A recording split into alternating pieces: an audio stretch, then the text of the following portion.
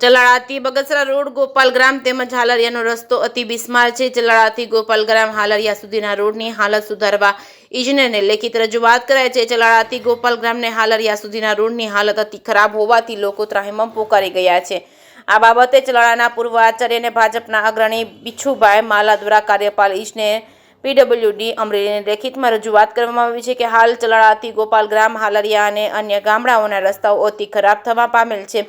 વધુમાં જણાવ્યું હતું કે રોડની ખરાબીના કારણે આ ગામડાઓના લોકોને વાહન ચાલકોને ત્રાહિમામ પોકારી ગયા છે।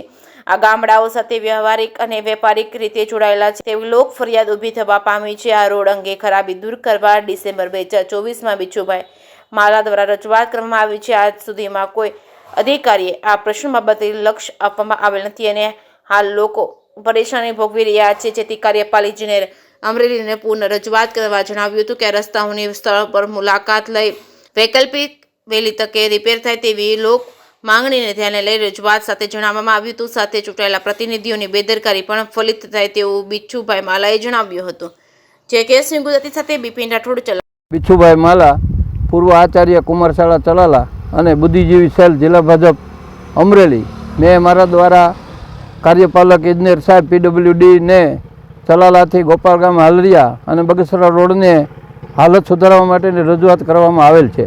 અવારનવાર રજૂઆત કરવાથી લોક ફરિયાદ ઊભી થવા પામેલ છે કે ચલાલાથી ગોપાલગામ અને હાલરિયા આવવા જવા માટે લોકો અને વાહન ધારકોને ભારે મુશ્કેલીઓ પડી છે। લોકો ત્રાહિમામ પોકારી ગયા છે અને અમારી સમક્ષ આવી અવારનવાર રજૂઆતો આવે છે અને અમે પણ સાહેબને આ સ્થળ પર તપાસ કરવા અને આ રોડની હાલત સુધારવા માટે અવારનવાર રજૂઆત કરતા રહ્યા છીએ। ડિસેમ્બર 2024માં અમે આ રોડ અંગે પણ રજૂઆત કરવામાં આવેલ, પણ અધિકારીઓએ કોઈ આ બાબતને ધ્યાને લેવામાં આવેલ નથી અને હાલ ફરી વખત પુનઃ રજૂઆત અમે કરતા જણાવીએ છીએ કે આ રોડની હાલત અતિ ખરાબ થઈ ગઈ, લોકો ત્રાહિમામ થઈ ગયા છે, દવાખાનાના કે ઇમરજન્સી કામે આવવા માટે પણ મુશ્કેલીઓ પડે છે।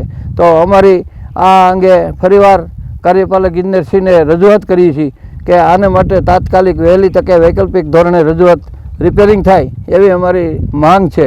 અને અંતમાં એવું જણાવવાનું કે આ સમગ્ર બાબત માટે રોડ રસ્તાની બાબત માટે ચૂંટાયેલા પ્રતિનિધિઓની બેદરકારી પણ આમાં ફલિત થતી જણાય છે।